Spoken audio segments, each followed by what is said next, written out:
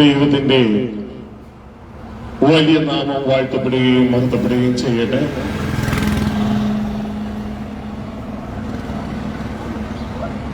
പ്രിയ സഹോദരങ്ങളെ, ഈ പുതിയ പ്രഭാതത്തിൽ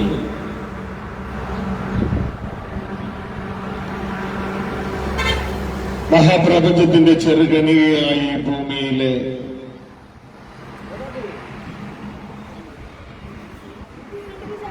ഇന്ത്യയിലെ കേരളത്തിലെ വയനാട്ടിലെ ഒരു കൊച്ചു ഗ്രാമമായ മീനങ്ങാടിയിലെ പാലക്കാമുല എന്നറിയപ്പെടുന്ന ഈ സ്ഥലത്ത് പ്രപഞ്ച സൃഷ്ടാവിന്റെ ഒരു ഇൻവിറ്റേഷനുമായി കടന്നു വരുവാൻ സ്വർഗത്തിലെ ദൈവം തന്ന ഈ അവസരത്തിനായി ദൈവത്തിന് നന്ദി പറയുകയാണ്.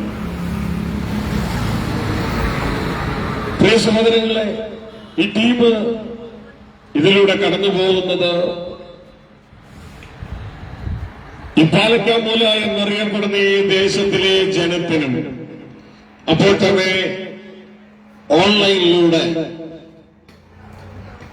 ഞങ്ങളെ ശ്രമിക്കുന്ന ഏവർക്കും ഒരു ഇൻവിറ്റേഷൻ തന്ന് കടന്നു പോവുകയാണ് ഇവിടെ ചെയ്യുന്നത്. ഏതാനും മിനിറ്റുകൾ മാത്രമേ ഞങ്ങളിവിടെയുള്ളൂ. നിങ്ങളുടെ വീട്ടിലേക്ക് തന്റെ മകളുടെ അല്ലെങ്കിൽ മകന്റെ വിവാഹത്തിനൊരു ഇൻവിറ്റേഷൻ തരുവാൻ തക്കവണ്ണം കടന്നു വരുന്ന ഒരു വ്യക്തിയെ പോലെയാണ് ഈ പാലക്കാമുല എന്ന് പറയുന്ന സ്ഥലത്തേക്കും മാത്രമല്ല ഓൺലൈനിൽ ഞങ്ങളെ കാണുന്ന നിങ്ങൾ ഏവരുടെ അടുക്കലേക്കും ഇത് ഞങ്ങൾ കടന്നു വന്നിരിക്കുന്നത് ഒരു ഇൻവിറ്റേഷൻ തരാനാണ്. ആ ഇൻവിറ്റേഷൻ വേറെ ഒന്നുമല്ല, ഈ ലോകത്തിലെ ഏറ്റവും ശ്രേഷ്ഠമായ ഒരു സന്ദേശമാണ് ആ ഇൻവിറ്റേഷൻ. പ്രപഞ്ച സൃഷ്ടാവോടുകൂടെ ജീവിപ്പാൻ നിങ്ങളെ വിളിക്കുന്ന ഒരു ഇൻവിറ്റേഷനാണ് ഞങ്ങൾ നിങ്ങളെ അറിയിക്കുന്നത്. ജാതിയില്ലാത്ത, മതമില്ലാത്ത, സംഘടനയില്ലാത്ത, ഗ്രൂപ്പില്ലാത്ത, നമ്മെപ്പോലെ മരണമില്ലാത്ത, ജാതിയിലും മതത്തിലും സംഘടനയിലും ഗ്രൂപ്പിലും മരണത്തിലും കുടുങ്ങിപ്പോയ നമ്മളെ ആ സൃഷ്ടാവോടുകൂടി ജീവിപ്പാൻ, മരണമില്ലാത്ത ദൈവത്തിന്റെ മക്കളായി തീരുവാൻ സ്വർഗത്തിലെ ദൈവം നമ്മളെ ക്ഷണിക്കുകയാണ്. ഇതാണ് സന്ദേശം. വിശുദ്ധ ബൈബിൾ അതൊരു ജാതിയുടെയും മതത്തിന്റെയും സംഘടനയുടെയും ഗ്രൂപ്പിന്റെയും പുസ്തകമല്ല. സൃഷ്ടാവായ ദൈവം തന്റെ മക്കൾക്ക്, മനുഷ്യർക്ക് തരുന്ന സ്നേഹ സന്ദേശമാണ് അതിലെഴുതിയിരിക്കുന്നത്. സ്നേഹലേഖനമാണ്. അതിലിങ്ങനെ പറയുന്നു: പുതിയ ഉടമ്പടി പുസ്തകത്തിൽ ഇങ്ങനെ പറയുന്നു, രാജ്യത്തിന്റെ ഈ സുവിശേഷം സർവരാഷ്ട്രങ്ങൾക്കും സാക്ഷ്യമായി ലോകത്തിന്റെ അതിർത്തികളോളം അറിയിക്കും, അതോടെ യുഗം അവസാനിക്കും. എന്താണ് ഇതിന്റെ അർത്ഥം? നമ്മുടെ ജീവിതത്തിൽ ഇതിന്റെ പ്രസക്തി എന്താണ്? പ്രിയ സഹോദരങ്ങളെ, ഞാൻ ഇവിടെ നോക്കുമ്പോൾ പല കടകളും കാണുന്നു,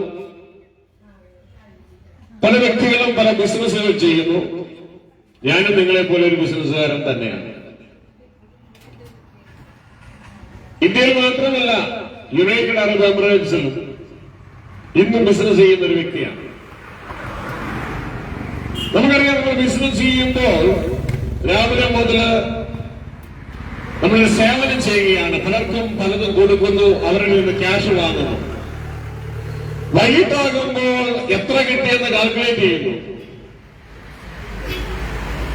അന്ന് അല്ലെങ്കിൽ പിറ്റേ ദിവസം അല്ലെങ്കിൽ ഒരാഴ്ച കൂടുമ്പോൾ അതുകൊണ്ട് ബാങ്കിലേക്ക് ഇടുന്നു. പല പല പർച്ചേസേഴ്സിനും പലതും കൊടുക്കാനുണ്ട്. നമുക്ക് പലർക്കും നമ്മൾ ചെക്ക് കൊടുത്തിട്ടുണ്ട്. ചെക്കിന്റെ തീയതിയാകുമ്പോൾ നമ്മളൊന്ന് ടെൻഷൻ എടുക്കും. കാരണം ആ പേയ്മെന്റ് കൊടുക്കണം, പലർക്കും കൊടുക്കാനുള്ളത് കൊടുക്കണം, വാങ്ങിയവർക്ക് പർച്ചേസ് സപ്ലയേഴ്സിന് പൈസ കൊടുക്കണം. കടം മേടിച്ചോണ്ട് പോയ പലരുമുണ്ട്. അവരിൽ നിന്ന് ആ മേടിച്ച പൈസ തിരിച്ചെടുക്കാൻ വേണ്ടി, കിട്ടാനുള്ളത് തിരിച്ചെടുക്കാൻ വേണ്ടി അവരുടെ പുറകെ ദിവസവും ഓടണം. പല എക്സ്ക്യൂസുകൾ അവർ പറഞ്ഞുകൊണ്ടേയിരിക്കും. ഇതെല്ലാം ജീവിതത്തിൽ അനുഭവിച്ച് ജീവിക്കുന്ന വ്യക്തിയാണ് ഞാൻ, നിങ്ങളെ പോലെ തന്നെ. എന്നാൽ നമ്മൾ ഈ ഫണ്ടെല്ലാം കൂട്ടിക്കൂട്ടി നമ്മൾ ജീവിതത്തിൽ പല കാര്യങ്ങളും ചെയ്യും. ചിലപ്പോൾ വീടുണ്ടാക്കും, പലതും വാങ്ങിക്കും, മെയിനായിട്ട് നമ്മുടെ വയറ് നിറയ്ക്കും. നമ്മളോട് കൂടെ ദൈവം ഏൽപ്പിച്ചിട്ടുള്ള നമ്മുടെ ജീവിത പങ്കാളിയുടെ മക്കളുടെ വയറ് നിറയ്ക്കും. പക്ഷെ ഇതിന്റെ ഇടയിൽ നമ്മൾ ഒരു കാര്യം തിരിച്ചറിയണം, കുറച്ചു നാൾ കഴിയുമ്പോൾ നമ്മുടെ കണ്ണ് കാണാതെയാകാൻ തുടങ്ങുന്നു. അപ്പോൾ ഡോക്ടറെ അടുത്ത് പോയി പരിശോധിക്കുമ്പോൾ അദ്ദേഹം പറയുന്നു, നിങ്ങൾ ഗ്ലാസ് വെക്കണം, കണ്ണാടി വെക്കണം, അത് കാണാൻ പറ്റില്ല. അങ്ങനെ കണ്ണാടി വെച്ച് കാണാൻ തുടങ്ങുന്നത് കുറച്ചു നാൾ കഴിയുമ്പോൾ ആ കണ്ണാടിയും കാണാൻ പറ്റുന്നില്ല. അപ്പോൾ ഡോക്ടർ പറയുന്നു, അതിന്റെ പവർ കൂട്ടണം. അപ്പോൾ നോക്കുമ്പോഴാണ് തലയിലെ കറുത്ത മുടിയെല്ലാം വിളക്കാൻ തുടങ്ങുന്നത്. അപ്പോൾ നേരത്തെ എല്ലായിടത്തും ഓടിച്ചാടി നടന്നതാണ്. ഇപ്പൊ രാവിലെ അങ്ങ് പെട്ടെന്ന് എഴുന്നേക്കാൻ പറ്റുന്നില്ല, മുട്ടുവേദന, അധികം നിൽക്കാൻ പറ്റുന്നില്ല, കാലുവേദന. അങ്ങനെ ശരീരത്തിന്റെ അവയവങ്ങൾ ഓരോന്ന് പയ്യെ പയ്യെ പണിമുടക്കാൻ തുടങ്ങുന്നു. വേറെ ഒന്നുമല്ല, മരണം നമ്മുടെ മേൽ പിടിമുറുക്കുകയാണ്. അധികം താമസിയാതെ ഇതാ ആ മരണത്തിന്റെ പിടിമുറുകയോ. എല്ലായിടത്തും ഓടി നടന്ന് നമുക്ക് എല്ലായിടത്തും ഓടി നടക്കാൻ കഴിയാതെ നമ്മുടെ വീടിന്റെ ഉള്ളിൽ നമ്മൾ ലിമിറ്റഡായി മാറുകയാണ്. Cochin shipyard limited, refineries limited എന്നൊക്കെ പറയുന്നത് പോലെ നമ്മുടെ ജീവിതം ലിമിറ്റഡായി മാറുകയാണ്. ഇപ്പോൾ അപ്പനെ ജംഗ്ഷനിൽ കാണുന്നില്ല. ആളുകൾ ചോദിക്കുന്നു, എന്തേ അപ്പനെ കാണുന്നില്ലല്ലോ? ഇല്ല, ഇപ്പൊ അപ്പം വീട്ടിൽ തന്നെയാണ്. അപ്പനറിയാൻ വയ്യ, നടക്കാൻ വയ്യ, വീടിന്റെ മുറ്റത്ത് മാത്രമേ അപ്പനുള്ളൂ. കുറച്ചു കഴിഞ്ഞപ്പോ അപ്പനെ മുറ്റത്തേക്ക് ഇറങ്ങാൻ വയ്യ, കാരണം സ്റ്റെപ്പ് ഇറങ്ങാൻ വയ്യ. മരണം വീണ്ടും പിടിമുറുക്കി. അപ്പൊ അപ്പൻ വീണ്ടും ലിമിറ്റഡായി. നേരത്തെ മുറ്റം ലിമിറ്റഡായിരുന്നു, മുറ്റം ലിമിറ്റഡായ അപ്പൻ വീട് ലിമിറ്റഡായി. കുറച്ചു കഴിയുമ്പോൾ വീണ്ടും മരണം പിടിമുറക്കി. വീട് ലിമിറ്റഡ് മാറി, റൂം ലിമിറ്റഡായി, റൂമിൽ മാത്രമായി അപ്പൻ. കുറച്ചു കഴിയുമ്പോൾ വീണ്ടും മരണം പിടിമുറുക്കി. ഇപ്പോൾ റൂമിൽ കിടക്കാൻ വയ്യ, കിടക്കയിൽ മാത്രമായി, കിടക്ക ലിമിറ്റഡായി അപ്പൻ. അത് അപ്പനാകട്ടെ അമ്മയാകട്ടെ ആരാകട്ടെ, നമ്മുടെ കഥയാണ് ഈ പറയുന്നത്. അത് കഴിഞ്ഞപ്പോൾ പിന്നെ കിടക്ക ലിമിറ്റഡ് മാറി, ആള് മരിച്ചു, സെമത്തേരി ലിമിറ്റഡായി, ഫിനിഷ്. ഇതാണ് നമ്മുടെ കഥ. നമ്മളുണ്ടാക്കുന്ന ഭാവി വട്ടപ്പൂജ്യമായി തീർന്നു മരണത്തോടുകൂടെ. നമ്മൾ എന്ത് ബിസിനസ് ചെയ്യുന്നാലും നല്ലതാ, പക്ഷെ നമ്മൾ ബിസിനസ് ചെയ്ത് കൂട്ടുന്ന എല്ലാ സമ്പത്തും അപഹരിക്കാനുള്ള കൊള്ളക്കാരനാണ് മരണം.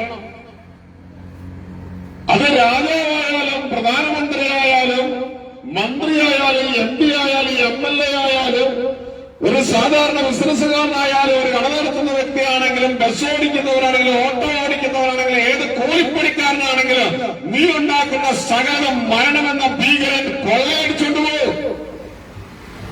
അങ്ങനെയെങ്കിൽ ഈ ജീവിതം എന്തിന് ഇതുവരെയും ചോദിച്ചിട്ടുണ്ടോ? നാം നമ്മോട് തന്നെ ചോദിക്കേണ്ട ഒരു ചോദ്യമാണ്, എന്തിനാണ് ഈ ജീവിതം? എന്താണ് എന്നെക്കുറിച്ച് സൃഷ്ടാവ് ആഗ്രഹിക്കുന്നത്? ഒരു സ്കൂട്ടർ പോകുന്നു, ആ സ്കൂട്ടർ ഉണ്ടാക്കിയ കമ്പനിക്ക് ആ സ്കൂട്ടറിനെ കുറിച്ചൊരു ചിന്തയുണ്ട്. എന്താണ് ആ സ്കൂട്ടർ മനുഷ്യരുടെ കയ്യിലെത്തി ഒരു വ്യക്തിയെ മറ്റൊരു സ്ഥലത്തേക്ക് എത്തിക്കുവാൻ അതിന്റെ ഉടമസ്ഥന് അത് ഉപകാരപ്രദമായി തീരും. ഇതേപോലെ നമ്മളെക്കുറിച്ച് നമ്മളെ ഉണ്ടാക്കിയ സൃഷ്ടാവിനെ കമ്പനിക്ക് എന്താണ് ആഗ്രഹം?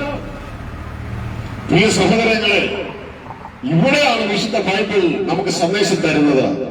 ദൈവം നമ്മളെ ഉണ്ടാക്കിയത് വ്യർത്ഥമായിട്ടല്ല.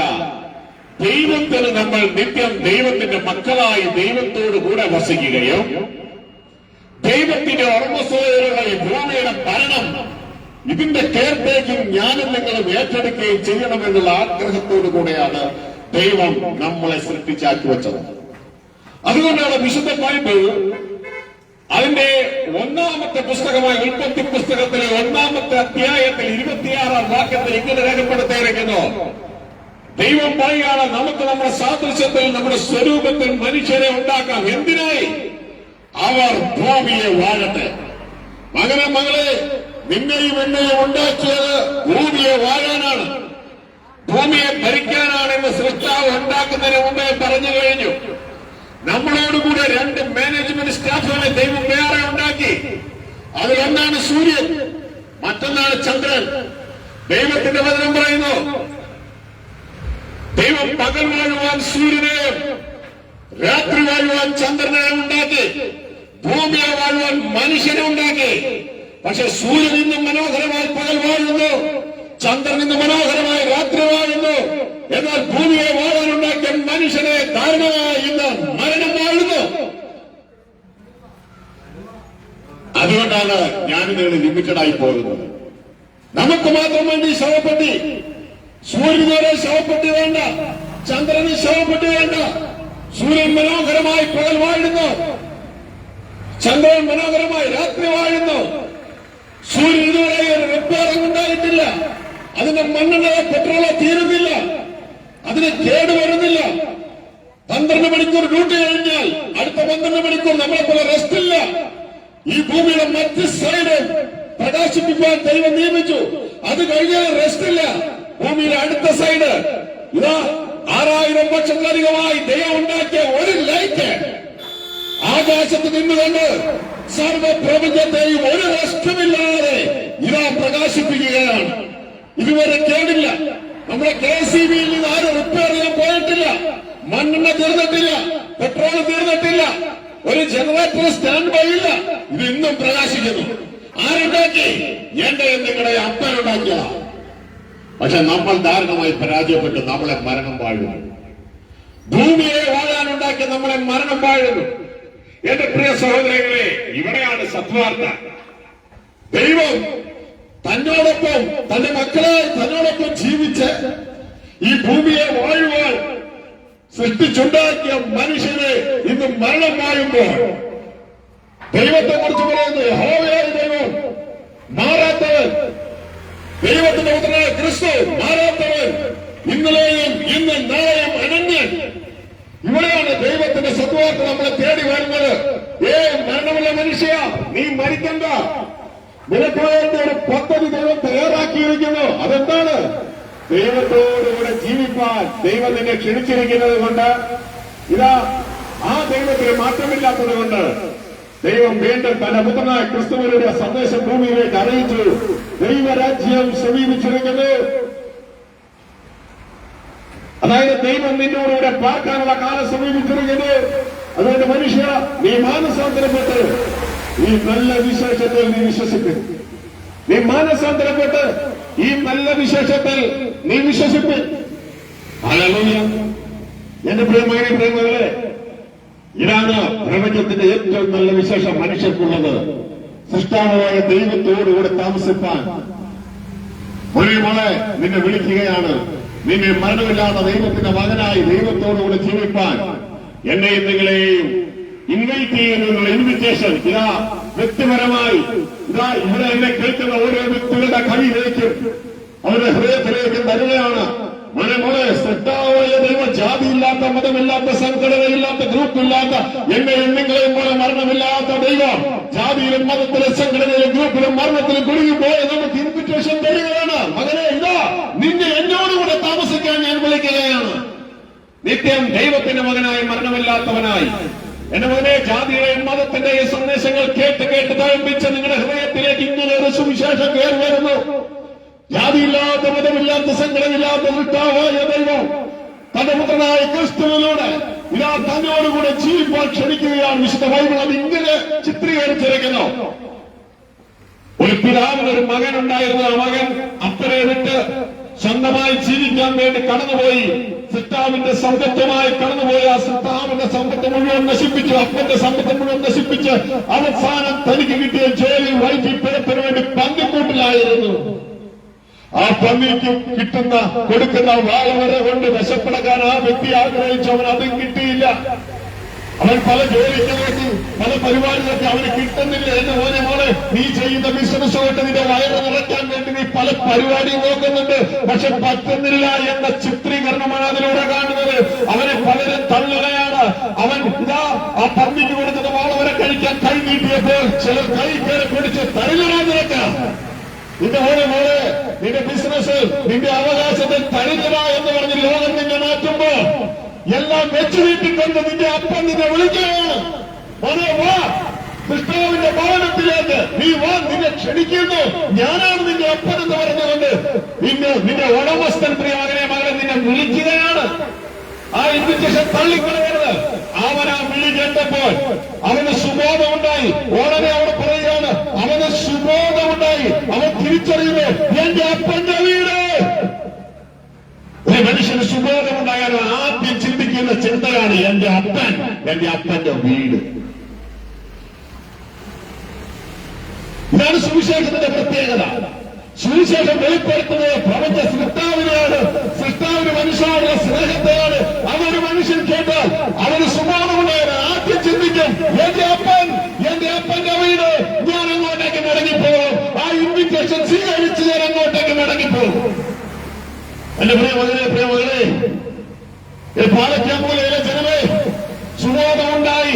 എന്റെ അപ്പന്റെ വീട്ടിലേക്ക് എനിക്ക് മടങ്ങി പോകണമെന്ന് പ്രിയമകളെ നിനക്ക് തോന്നുന്നുണ്ടോ? എങ്കിൽ അതിന്റെ അർത്ഥം നിനക്ക് സുബോധമുണ്ടായി എന്നാണ്. പക്ഷെ മറ്റൊരു വിഷയം, ഈ അപ്പന്റെ വീട്ടിലേക്ക് മടങ്ങി പോകുമ്പോ അപ്പന്റെ വീട്ടിലേക്ക് പോകുക ഒരു വിഷയമുണ്ട്.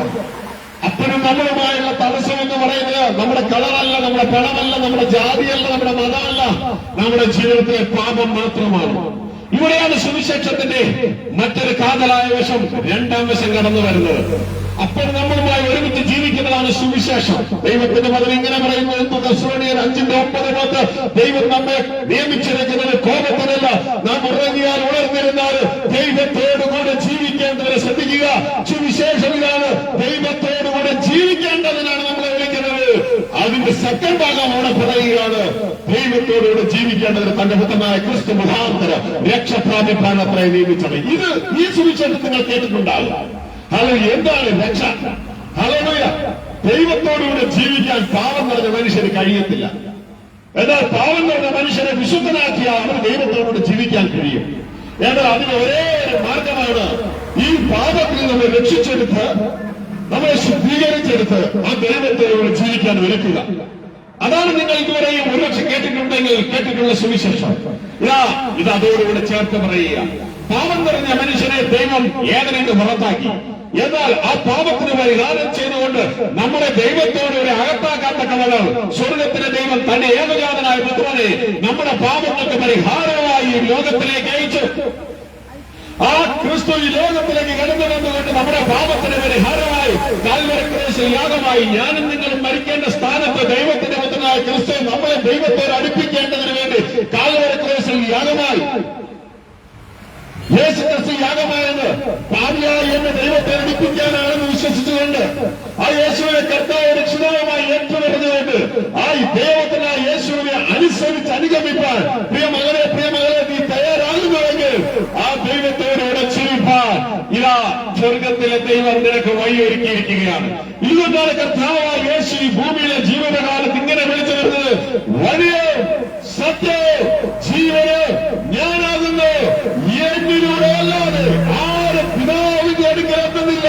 കാരണം എന്നിലൂടെ മാത്രമേ നിനക്ക് പാപമോചനമുള്ളൂ, എന്നിലൂടെ മാത്രമേ നിനക്ക് രക്ഷയുള്ളൂ. ആകാശത്തിന് കീഴിൽ മനുഷ്യരുടെ ഇടയിൽ മനുഷ്യരക്ഷയ്ക്കായി നൽകപ്പെട്ട വേറെ ഒരു നാമവുമില്ല, ദൈവപുത്രനായ യേശു എന്ന നാമമല്ലാതെ. അതുകൊണ്ട് മനുഷ്യനെ പാപത്തെ രക്ഷിച്ച് തുടർന്ന് മനുഷ്യനെ വിശുദ്ധീകരിപ്പാൻ ഇതാ സ്വർഗത്തിലെ ദൈവം തന്റെ പുത്രനായ ക്രിസ്തുവിന് എന്റെ ആത്മാവിലൂടെ ഒരുക്കിയിരിക്കുകയാണ്. എന്തിനാണ്? ഈ സൃഷ്ടാവോടൊപ്പം ജീവിക്കാൻ.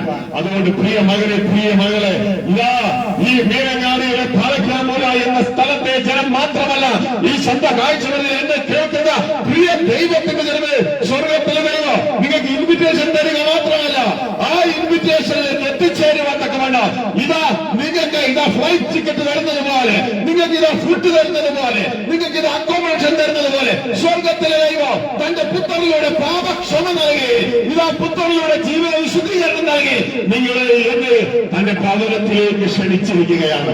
അതുകൊണ്ട് പ്രിയമകളെ ഈ ഇൻവിറ്റേഷൻ നിരാശിക്കാതെ പാലക്കാമ്പൂരിലുള്ള ജനങ്ങൾ മാത്രമല്ല, ഈ സ്വന്തം കാഴ്ചകൾ എന്നെ കേൾക്കുന്ന ഏത് ജനവും എഴുന്നേൽക്ക്, ആ ദൂർത്തമന്ത്രം എഴുന്നേറ്റതുപോലെ, ഞാൻ എഴുന്നേറ്റ് എന്റെ അപ്പന്റെ അടുക്കലേക്ക് പോകുമെന്ന് പറഞ്ഞതുപോലെ ഇന്ന് എഴുന്നേറ്റ് ഹൃദയം കൊണ്ട് അപ്പന്റെ അടുക്കലേക്ക് പോകാം, സിത്താവിന്റെ അടുക്കലേക്ക് പോകാം. ജാതിയില്ലാത്ത, മതമില്ലാത്ത, സംഘടനയില്ലാത്ത, ഗ്രൂപ്പില്ലാത്ത, നമ്മെ പോലെ മരണമില്ലാത്ത അപ്പന്റെ അടുക്കലേക്ക് ജാതിയിൽ നിന്ന്, മതത്തിൽ നിന്ന്, സംഘടനയിൽ നിന്ന്, ഗ്രൂപ്പിൽ നിന്ന്, മരണത്തിൽ നിന്ന് എഴുന്നേറ്റ് ആ സൃഷ്ടാവിന്റെ അടുക്കലേക്ക് യേശുവെ അനുഗമിച്ച്, ദൈവത്തിനെ അനുഗമിച്ച് അനുസരിച്ച് നമുക്ക് അപ്പന്റെ അടുക്കലേക്ക് പോകാം. അതുകൊണ്ട് എന്റെ ദൈവമേ, ഉണരെ ഇനിയും കിടന്നുറങ്ങാതെ ഉണരെ, നിന്റെ അപ്പൻ നിന്റെ വിളിക്കുന്നു.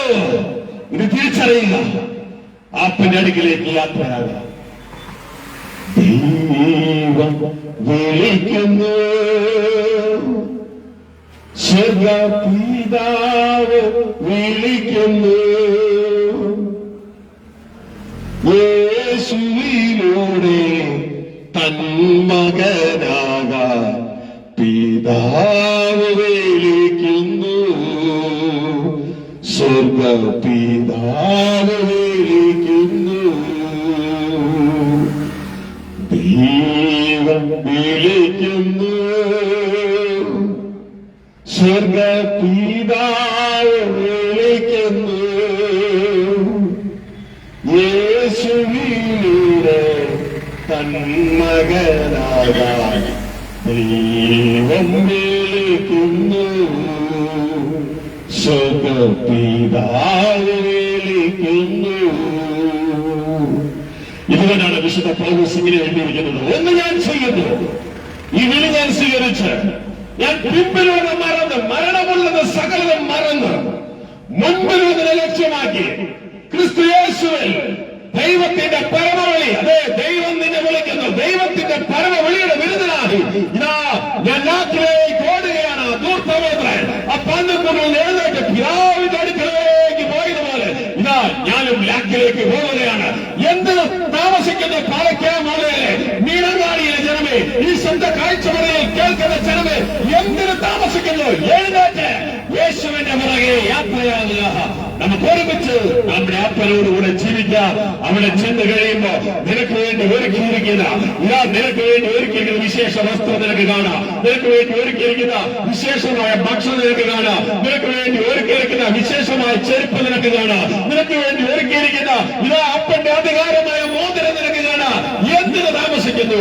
എഴുന്നേറ്റ് ആ ക്രിസ്തുവിന്റെ പുറകെ നമുക്ക് യാത്രയാകാം. ദൈവം നിങ്ങൾ ഏവരെയും ഈ സന്ദേശത്തിൽ അനുഗ്രഹിക്കട്ടെ. അതുകൊണ്ട് യേശുവിനെ രക്ഷകന് കർത്താവുമായി സ്വീകരിച്ച് യേശു മരിച്ചത് എന്റെ പാപങ്ങൾക്ക് വേണ്ടി എന്ന് വിശ്വസിച്ചുകൊണ്ട് തുടർന്ന് യേശുവിനെ അനുസരിച്ച് അനുഗമിക്കാൻ തീരുമാനമെടുക്കുന്ന ഏതൊരു വ്യക്തിക്ക്, ഏത് ജാതിയിൽപ്പെട്ട വ്യക്തിയാകട്ടെ, മതത്തിൽപ്പെട്ട വ്യക്തിയാകട്ടെ, റിക്ഷ ഓടിക്കുന്ന ആളാകട്ടെ, സൈക്കിൾ ഓടുന്ന ആളാകട്ടെ, വിമാനം ഓടിക്കുന്ന പൈലറ്റ് ആകട്ടെ, പ്രധാനമന്ത്രിയാകട്ടെ, പ്രസിഡന്റ് ആകട്ടെ, ദൈവത്തിന് മുഖം നോട്ടമില്ല. ആർക്ക് വേണമെങ്കിലും ഇൻവിറ്റേഷൻ സ്വീകരിച്ച് യേശുവിനെ അനുഗമിച്ച് സൃഷ്ടാവിന്റെ ഭവനത്തിലെത്താം.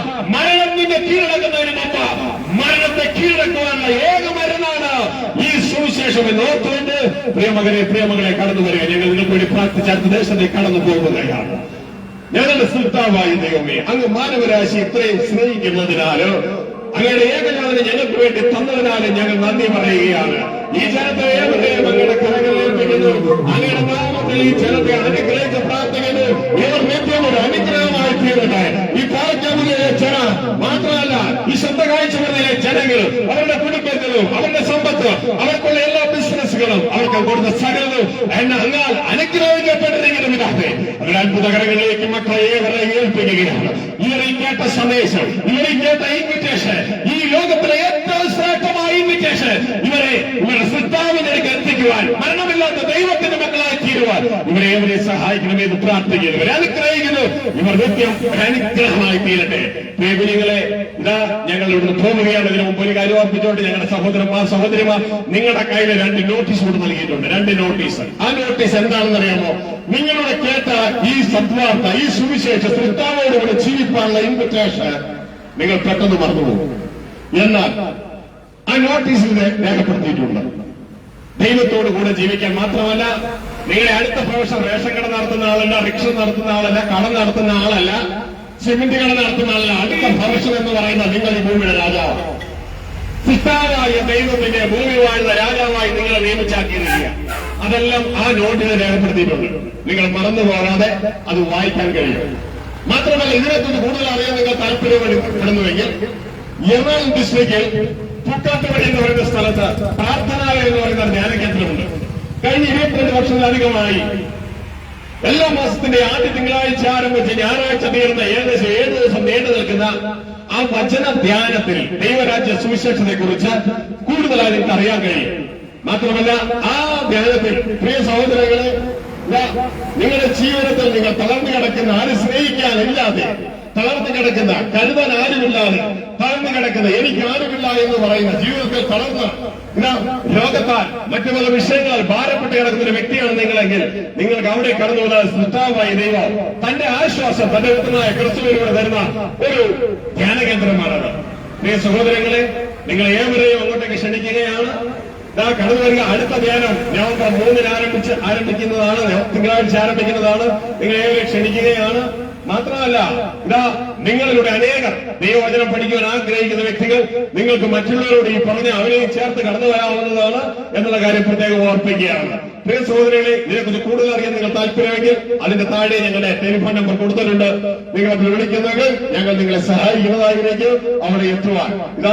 ഈ ദേശത്തെ നിങ്ങൾക്കുള്ളതിനെയും പിതാവിന്റെയും പുത്രന്റെയും പരിശുദ്ധാത്മാവിന്റെയും നാമത്തിൽ ഞങ്ങൾ അനുഗ്രഹിക്കുന്നു. സൃഷ്ടാവിന്റെ അനുഗ്രഹം നിങ്ങളോട് കൂട്ടായിരിക്കട്ടെ. അത് നിങ്ങളെ നിത്യസ്വർഗത്തിൽ ദൈവത്തിന്റെ മക്കളായി ഭൂമിയുടെ രാജാക്കന്മാരെ മാറ്റുവാനിടയാകട്ടെ. Thank you. നന്ദി. നമസ്കാരം.